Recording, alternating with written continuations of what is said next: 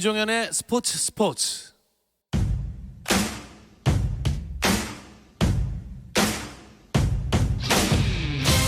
전설들을 소환해보는 시간 레전썰. 오늘도 중앙일보 김지한 기자, 정현호 KBS 스포츠 PD와 함께합니다. 안녕하세요. 네, 안녕하십니까. 안녕하세요. 네, 바로 레전드 이야기를 시작하고 싶지만 두 분의 전공 분야를 지나치긴 아쉬우니까 일단 몇 가지만 짚고 넘어갈게요. 예. 메이저리그의 노사 갈등이 꽤 심각한가 봐요. 그러게요. 이제 당초처럼 7월 초에 시작하기도 좀 힘들어질 것 같아요. 사무국과 선수 노조 간의 대립이 좀 심한데 사무국에서는 지금 82경기를 개최하고 연봉을 추가적으로 삭감하자 이런 안을 내놓은 상태고, 선수 노조는 114경기를 그대로 개최하면서 삭감도 없애야 한다. 굉장히 좀 팽팽하게 대립을 하고 있는데 예. 사무국에서는 또 여기다가 연봉 삭감 대신에 50경기만 치르고 경기 수에 비례해서 연봉을 지급하자 이런 얘기까지 하고 있어요. 이렇게 되면은 이제 연봉 삭감폭이 훨씬 더 커지기 때문에 이 정도까지 가면 진짜로 감정 싸움으로 불거질 우려도 좀 있는 상황이고요. 페드로 마르티네스가 자신들의 이익만 생각하지 말고 팬들을 생각하자라고 말했다는데 예. 이거는 어떤 의미일까요? 뭐 근데 말로서는 맞는 말이죠. 팬들 생각해서 사실 이렇게 다운돼 있는 분위기에서 활력소가 될 수 있는 게 프로스포츠고 또 야구인데, 사실 그게 미국 같은 자본주의 사회에서는 쉽지 않은 일이거든요. 예, 그렇죠. 예, 더군다나 이제 7월에 개막을 하기 위해서는 6월부터 스프링 캠프를 시작했어야 되는데 지금 좀 늦은 측면도 좀 있고요. 그러면 자, 그런 면에서 봤을 때 이제 현지에서도 언론도 좀 팽팽한 편입니다. 왜냐하면은 이제 무노동 무임금이니까 일을 했으면 돈을 받아야 한다. 선수 노조 측에서는 그런 선수 노조 측을 지지하는 측에서는 그런 얘기를 하는데, 반면에 너무 귀족 노조에 가깝다 이런 식의 이제 비판 여론도 좀 있는 편이고요. 만약에 이번 시즌에 메이저리그가 그냥 뭐 이렇게 대립을 하다가 취소가 된다면 네. 우리나라 메이저리거들 좀 치명적이지 않습니까? 당장 이제 FA 계약을 따낸 류현진 입장에서는 고액 연봉을 못 받게 되니까 네. 결정타고요. 사실 더 아쉬운 건 역시 김광현이죠. 쇼케이스까지 다 했는데 경기가 없으니까 그 와중에 또 원래 소속팀이었던 SK가 최근 부진하지 않습니까? 그런 걸 보면서도 좀 마음이 착잡할 것 같아요. 예. 그렇죠.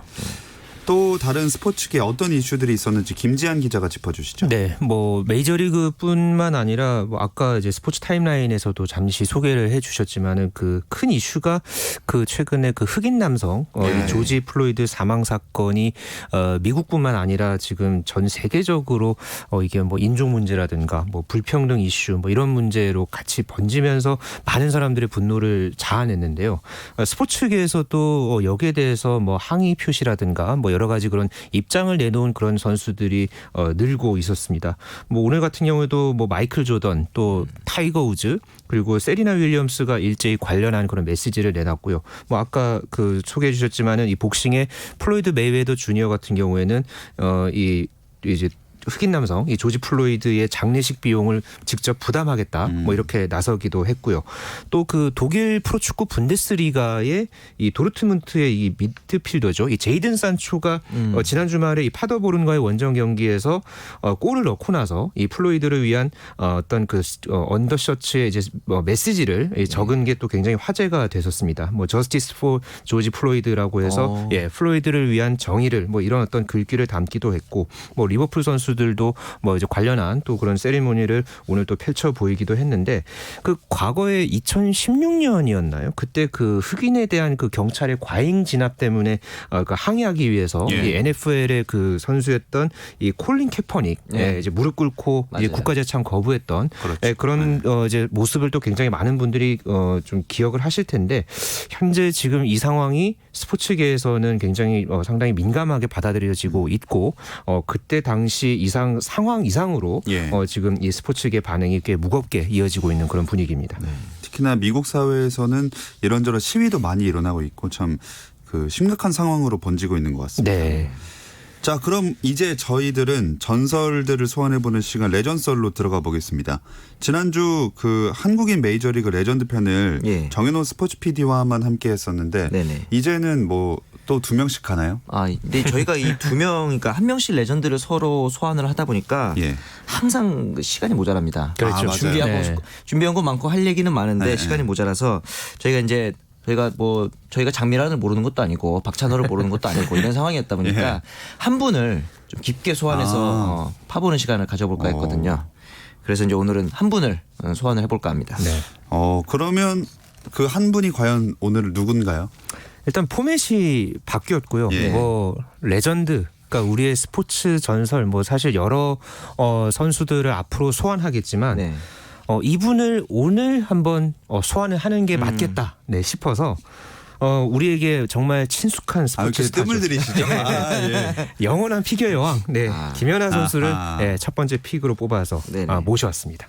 진짜 피겨계에서 피겨 여왕이다 하면은 꼭 그 한국인이라서가 아니라 네네. 김연아 선수만한 선수가 없지 않나요? 그렇죠. 뭐 퀸 연아 뭐 이런 얘기들도 외국에서도 많이 부르고 있고요. 예. 뭐 과거의 그런 경기 영상이나 뭐 여러 반응들을 보면은 굉장히 그 퀸이라는 수식어를 늘 붙이고 다녔던 것 같아요. 예, 그런 어떤 수식어를 붙일 수 있게끔 또 김연아 선수가 워낙에 좋은 모습을 많이 보여줬었고 예. 또 그렇기 때문에 그 수식어가 당연히 김연아에게 이제 따라 붙을 수 있는 게 아닐까. 또 그리고 사실은 어떻게 보면 저도 이제 스포츠 기자 입장에서 이 김연아 선수가 굉장히 이 독특했던 그런 어떤 그 상황이 있었던 게 사실 예전에는 뭐 지금도 마찬가지지만은 무슨 종목 담당 뭐 이런 경우들이 되게 많거든요. 네, 그렇죠. 근데 어떤 특정한 선수를 담당하고 이런 개념이 그러니까 김연아 선수 때 사실상 거의 처음 이런 게 이제 생겼었어요. 뭐 이게 우리나라뿐만 아니라 뭐 일본이라든가 미국 같은 경우에도 김연아 담당이라는 그런 개념이 있었거든요. 예. 그만큼 이 전 세계적인 관심을 받았다. 뭐 그렇게 좀 설명해 볼 수 있을 것 같네요.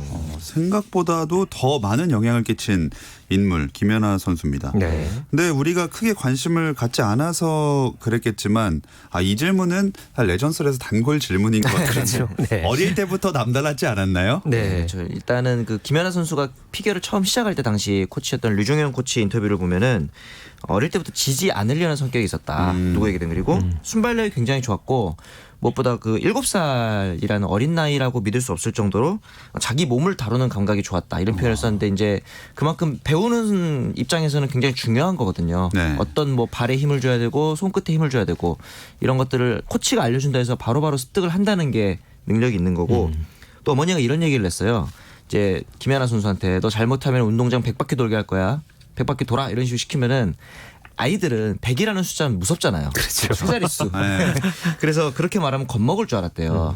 그런데 김연아 선수는 아무 소리 없이 조용히 가서 100바퀴를 돌고 오더랍니다. 그때 이제 어머니가 무서워진 거죠. 얘는 시키면 하는 애구나. 그래서 내가 함부로 손대면 안 되겠다. 그 정도로 약간 그 될성 부르는 씨앗이 보였다. 이렇게 보시면 될 것 같아요. 그렇게 하면서 어쨌든 김연아 선수가 초등학교 시절 때부터 각종 전국대회는 다 휩쓸었고요. 예. 12살 때 그러니까 초등학교 6학년 때 우리나라 피겨 선수로는 최초로 이 트리플 점프 그러니까 3회전 점프 5종류가 있거든요. 네. 이것을 전부 섭렵을 했고요. 네, 그러고 나서 만 13살이었던 2003년에 피겨 스케이팅 국가대표로 발탁되기까지 했었습니다. 그러니까 12세에 점프 5종을 구사한 게 최연소가 아니라 최초라는 거죠. 그렇죠. 한국. 네, 우리나라 최초로. 네. 이 5가지는 뭐뭐인가요? 이게 뭐 피겨 팬들은 아마 다 아시겠지만 뭐 러츠, 플립, 토르프, 루프, 살코 이렇게 있습니다.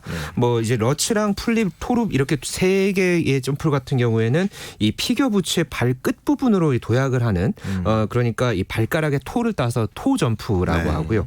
루프 그리고 살코 같은 경우에는 이 발을 안 세우고 날을 밀면서 한다고 해서 엣지 점프라고 부릅니다.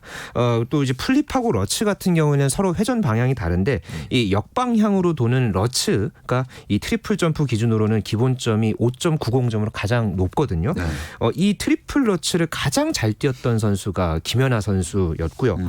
참고로 이 트리플 악셀 뭐 잠시 후에 아사다마 선수 얘기하면은 꼭 이 따라붙는 이 그렇죠, 트리플 그렇죠. 악셀 이 점프가 있는데 이 기술 같은 경우에는 3바퀴에서 반 바퀴를 더 돕니다. 그러니까 3바퀴 반을 공중에서 도는 여자 선수들한테는 굉장히 이 고난도 기술이었는데 네네. 김연아 선수는 이 기술을 부상 위험 때문에 이거를 시도를 하질 않았습니다. 대신에 여자 선수가 거의 다 안 하니까요. 그랬죠. 대신에 이 토 점프의 최고봉이라고 할 수 있는 트리플 러츠를 정말 이 교과서에 비유할 만큼 참 잘했던 선수로 또 그렇게 그 기억이 돼 트리플 있죠. 러츠 점프가 당시 해외에서는 폭주기관차라는 별명이 있었어요.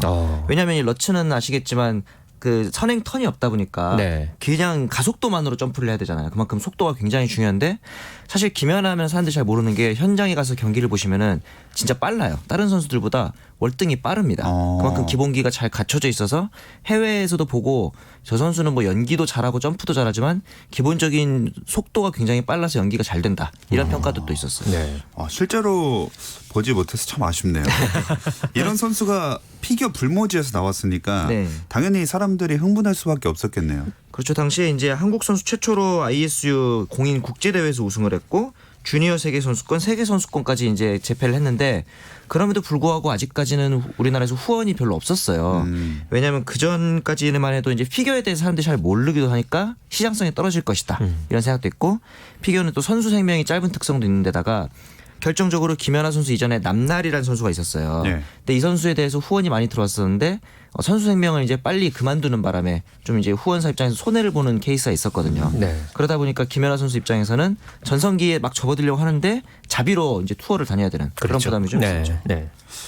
그러면 아스다마오랑 네네. 우리가 항상 라이벌 관계라고 하는데 그건 언제부터였나요? 그게 주니어 시절 때부터 그런 관계가 이제 형성이 됐었고요. 뭐 기본적으로 그 전에 이 레전서를 하면서 뭐 이승엽 선수, 뭐 이종범 선수 얘기할 때 그쵸. 그 한일전, 네. 기본적으로 한일전 구도 자체 때문에 네. 더더욱 이 라이벌 구도가 더욱더 주목을 받았고요. 그렇죠.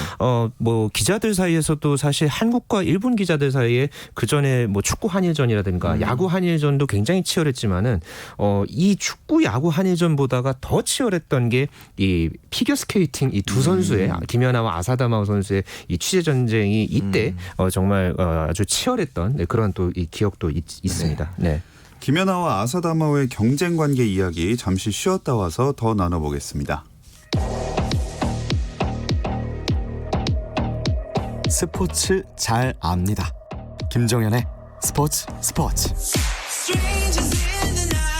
스포츠 레전드 이야기 레전썰 계속 이어가 보겠습니다. 김연아와 아사다마오 두 선수가 주니어 시절에는 아주 친했다고 알고 있거든요. 일단 동갑내기고요. 90년생 동갑이고 둘 다 9월생입니다. 그리고 어려서부터 각종 세계대회에 만났으니까 친한 사이고 이제 부모님들끼리는 서로 라이벌 관계가 만들어진 이후에도 약간 그 같이 학부모 입장에서 동병상련이다 보니까 여전히 친한 사이였고요. 근데 이제 그런 얘기가 있었어요. 한 15세쯤에 처음 이제 패배를 아사다마오 선수가 패배한 이후에 뭐 인사도 안 했다 이런 얘기가 있었는데 언론이 만들어낸 경쟁 구도의 측면도 좀 있습니다. 선수들이 당연히 경기를 앞두고 있으면 예민하다 보니까 인사를 안 하고 경기에 집중할 수밖에 없는데 이걸 마치 멀어졌나 보네 사이가 이렇게 프레임을 씌운 걸 수도 있거든요.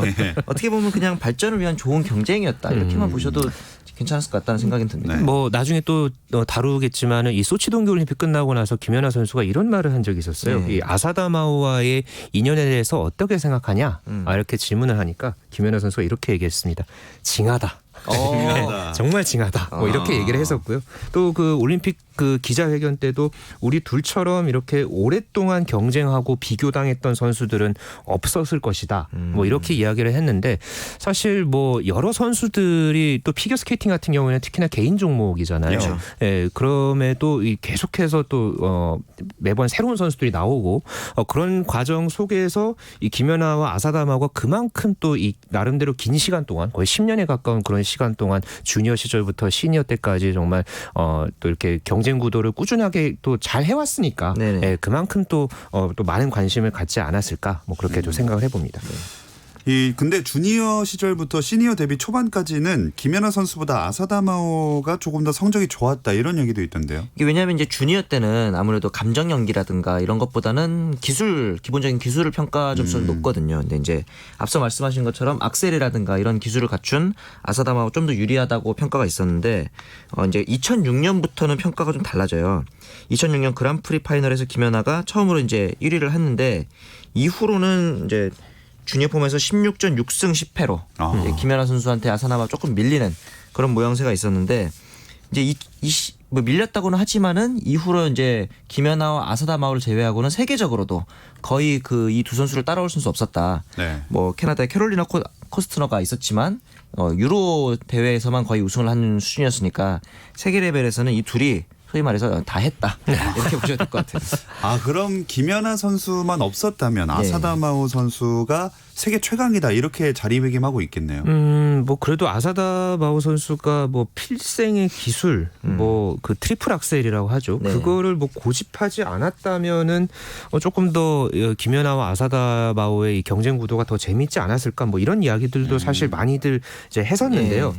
그렇지만은 그래도 시니어 이후에 또 이 트리플 악셀을 워낙에 이 아사다마오가 고집을 해오는 과정에서 뭐 부상이라든가 그런 통증, 그리고 또 특히나 이 그러니까 심리적인 그런 어떤 그 압박감, 그게 굉장히 좀 아사다마오 선수가 많이 받았었거든요. 네. 그런 과정들을 겪으면서 물론 김연아 선수도 그런 과정에서 물론 그런 여러 가지 부담감과 또 그거를 유지해야 하는 그런 여러 가지 뭐 보이지 않는 싸움을 해 왔었지만은 그래도 어쨌든 간에 이 멘탈적으로 더 강했던 김연아 선수가 훨씬 더 강한 모습을 보이지 않았을까. 네, 그렇게 생각을 해봅니다. 자, 이렇게 김연아 선수가 점점 성적을 좋게 거두면서 네. 그 프로그램이나 배경 음악에 대해서도 관심을 갖기 시작했잖아요. 그렇죠. 그 전까지는 사실 피겨에 대한 관심이 거의 없었잖아요, 우리나라에서. 근데 이제 그 이후에 김연아 선수가 썼던 음악 그리고 프로그램을 이제 김연아 주니어, 이제 김연아 2세대 선수들이 많이 쓰기 시작을 했죠. 대표적인 노래들이 이제 뭐 타이스의 명상곡, 파파 캔 유 히어 미 이런 노래들은 지금도 뭐 이문수라든가 유영 이런 선수들이 즐겨 쓰는 노래거든요. 그러니까 뭐 록산네 탱고가는 2007년에 이 세계 선수권에서 네. 그 우승했을 때 사용했던 이 록산네 탱고는 정말 또 그 김연아 선수가 또 마지막에 딱 그 연기 마쳤을 때 그 썩소라고 하죠. 표정 연기. 네, 표정 연기. 그게 굉장히 또 재미있었고 네. 뭐 또 밴쿠버 동계올림픽 때 이 프리스케이팅 프로그램이었던 이 조지 거신 이 네. 피아노 협주곡 같은 경우에도 굉장히 또 여러 가지 뭐 김연아 선수의 그런 진가, 특장점들을 모두 볼 수 있었던 그런 또 프로그램으로서 굉장히 또 주목을 받았고 뭐 따로 그 김연아 선수의 그런 그 이제 프로그램 음악을 모두 모은 그런 음반이 또 굉장히 또 팔리기도 했었어요. 그래서 이 클래식 음악에 함께 또 주목을 받았던 또 그런 또 시절이기도 했었습니다. 자, 김연아 선수가 프로그램에 했던 그 음악들이 저희가 조금 준비를 한번 해봤거든요. 네. 추억을 떠올리면서 한번 살짝 들어보시죠. 네.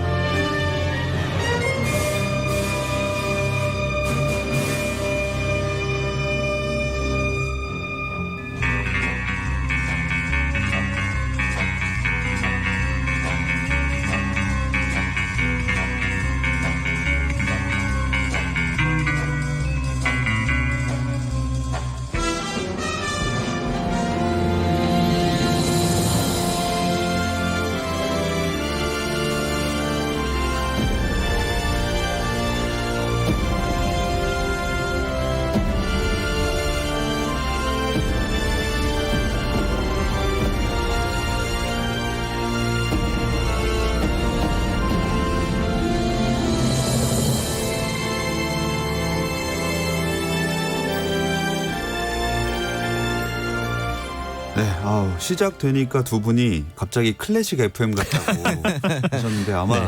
실제로 동계올림픽 되면은 이 엄청나게 신청곡으로 많이 들어오지 않을까 그렇습니다. 하는 네. 생각이 드네요. 이 중에서 두 분은 어떤 프로그램이 제일 기억나세요? 저는 아무래도 밴쿠버 동계올림픽 때 그 프리스케이팅 프로그램이었던 아까 그 두 번째였나요? 그 나왔던 그 프리 프로그램이 네. 아무래도 올림픽 금메달을 만들었으니까 예. 뭐 당연히 이제 기억에 남을 곡이고 사실 그 곡이 그 김연아 선수의 그 전문 그 안무가죠. 이 데이비드 윌슨의 네. 역작이라고 해요. 이게 그러니까 기술과 기술 사이에 뭐 안무라든가 뭐 스텝이라든가 이런 부분들이 모두 그걸 배치를 시켜가지고 이게 여자 피겨 선수들은 거의 소화하기 힘든 그런 프로그램이라고 하거든요. 이거를 뭐 완벽하게 그때 김연아 선수가 해냈고 또 올림픽 금메달까지 빚어냈으니까 네.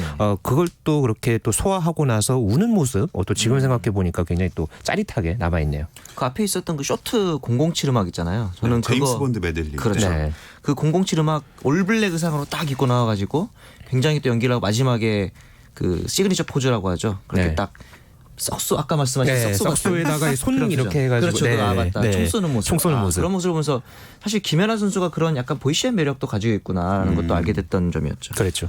아 진짜 뭐 연기나 의상이나 표정 하나하나까지 지금 다 기억하시잖아요. 네. 화제가 엄청 됐었어요. 그러니까요. 10년 전이었는데 지금 그게 다 떠올려질 정도면은 네. 이 김연아 선수의 뭐 그런 여러 가지 뭐 일거수일투족까지 전부 화제가 됐다. 뭐 이렇게 얘기를 해볼 수 있을 것 같고 뭐 특히나 그때 그 밴쿠버 네네. 동계올림픽 때 같은 경우에는 그 푸른색 의상을 입고 그 프리스케이팅에서 금메달을 땄었거든요. 맞아요. 이게 또 당시에 그 98년 나가노 동계올림픽부터 해서 98, 2002, 2006 그리고 2010년까지 네. 4개 대회 연속 이제 역대 피겨 스케이팅 챔피언들이 모두 푸른색 옷을 입어서 예, 또 나름의 또 이 올림픽 그 좋은 징크스를 또 이어갔던 그런 김연아 선수의 그 상황도 있었고요. 그때 참 이 김연아 선수가 참 여러 가지로 많은 화제를 낳았던. 네. 그때 제가 군대 전설이죠. 있었거든요. 예. 근데 이제 그 카투사에서 미군에 있었는데 미군들도 김연아 보면서 그냥 원더풀, 뷰티풀 뭐 하여간 할 수 있는 칭찬을 진짜 장난 아니었어요. 아직도 그게 기억이 납니다. 네. 맞아요. 그땐 진짜 하나하나가 다 화제였던 네, 것 맞아요. 같은데 네.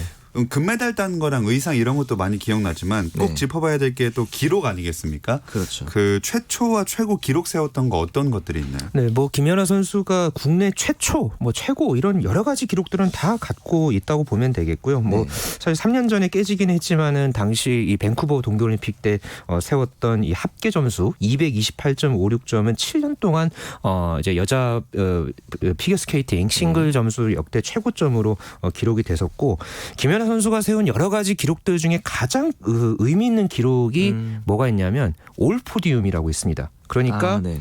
여자 싱글 부문에서 역대 최초로 모든 그 본인이 나왔던 그 참가한 대회에서 3위 안에 입상을 했던 네 이게 피겨 스케이팅 100년 역사상 처음이자 지금까지도 깨지지 않는 그런 기록이거든요. 뭐 세계 기록도 11번 경신했고 이게 전부 기록으로 남아있기 때문에 네. 말 그대로 이 불멸의 피겨 여왕이다. 뭐 이렇게 좀 얘기를 해볼 수 있을 것 같네요.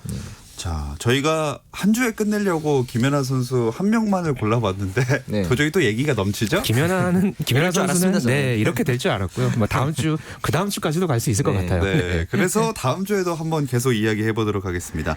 자, 중앙일보 김재한 기자, 정현우 KBS 스포츠 PD와 함께했습니다. 두 분 고맙습니다. 네, 감사합니다. 감사합니다. 내일도 별일 없으면 다시 좀 들어주세요. 김정현의 스포츠.